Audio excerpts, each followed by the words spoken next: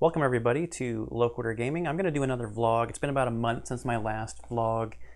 So there was some new stuff that I wanted to talk about. I'm probably going to try to shoot for about once a month, doing some kind of vlog, talking about what's been happening over the last month in the adventure of trying to create some level of content for YouTube related to the board game hobby. I do have some notes here again on some stuff that I want to talk about.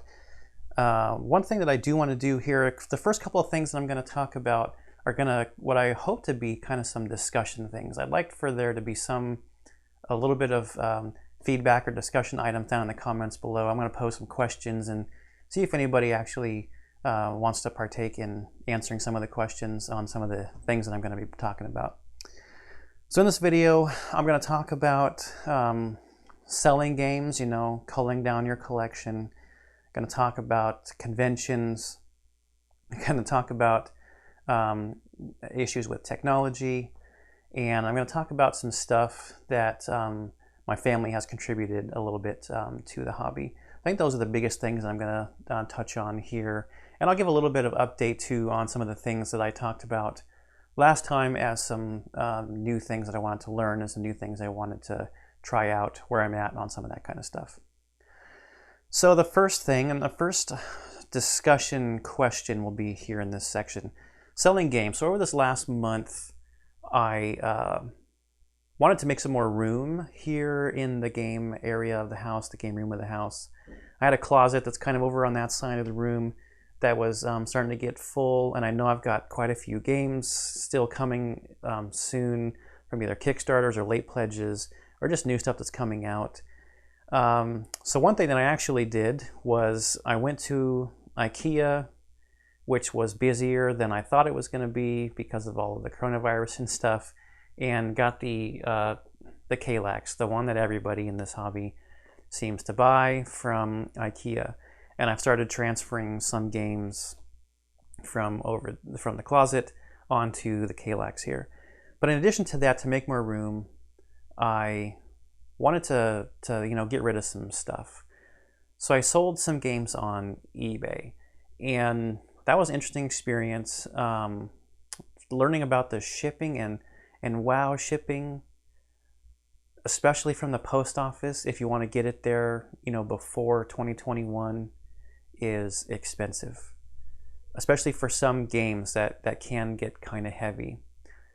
So this is, and I know that people sell games on BGG, so this was kind of the first discussion question. I'd like to hear maybe down in the comments below, when you want to cull your collection, or not necessarily sell some games, but get rid of some games, how do you do it? Do you use eBay and just deal with the shipping? Because sometimes for some of the games, it's like, man, that's going to double the cost of this game. This game is old.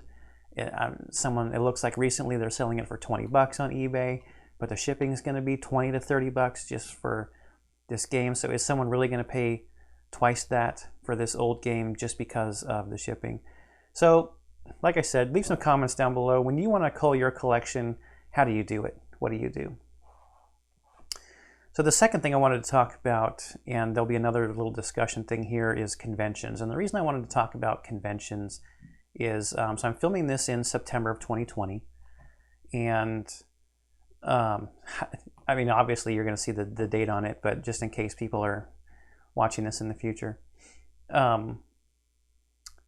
Normally, I used to live in Southern California. When I lived in Southern California, there was a convention down there, a convention series called Strategic Con, and I can't remember the individual names of them, but there were 3 of them during the year, and they were on the long weekend holidays during the year: President's Day, Memorial Day, and Labor Day. So we would usually be at a convention in September. So my family, and also because my anniversary is usually that second week of September, right around where you get into that convention season for September. I know the date of my anniversary. I shouldn't say like it's first-ish, second-ish week of September. But for a surprise for our anniversary this year, my wife and the kids created our own little family convention. They called it VandyCon 2020. That's part of our last name in that convention name there. So they made a little registration table, and my kids had one of their stuffed animals as the person to check you in at the register, and they made a schedule of games that they wanted to play and left some open play time. So we ended up playing some games Thursday, Friday, Saturday, and Sunday throughout the day during that. So that was fun. But what I wanted to pose for the discussion question is, during this, this quarantine pandemic time, what are you doing for, I don't know, your convention fix or your board gaming fix? If you usually had a large gaming group that you would go out to and play with, are you playing with family? Playing on Tabletop Simulator or Tabletopia? And also, as in related to conventions, if you have participated in any of the online conventions, how do you think they went, and what were your feelings for that? Obviously, everyone is going to probably say, oh, I want to go to normal conventions, and I'm curious on what's going on now. So I'll stay connected with that and talk a little bit now about some things related to the channel here and my family. So I don't know if you've noticed, but on some of the thumbnails recently, down in the bottom right-hand corner, there's a new little caricature there.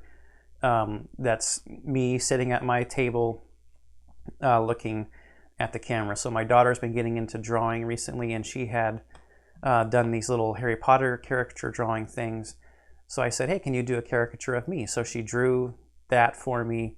And since that's the corner that I put my little green screen on when I'm playing games, I thought, you know what, I'll take this drawing that she did of me and I'll put it up on some of the thumbnails on the channel. So you'll see that. That's new. That's where that came from. In addition to that, there's this sign here. My wife has a Cricut machine. So she tried a couple different things trying to cut out some stuff. So she cut out the gavel, and there's also a pin thing you can put in there to draw with the Cricut machine. And then she had that poster. These are like a magnet posters hanging thing that you can use to help if you buy any kind of poster or whatever to help hang it on the wall. So she put that up, she made that for me, and I put it up here on the wall. So I just wanted to mention some of that stuff, that it's really nice having the family getting involved in something that you're taking time to do, your hobby. In addition, they play games and stuff with me too, but specifically more about the channel.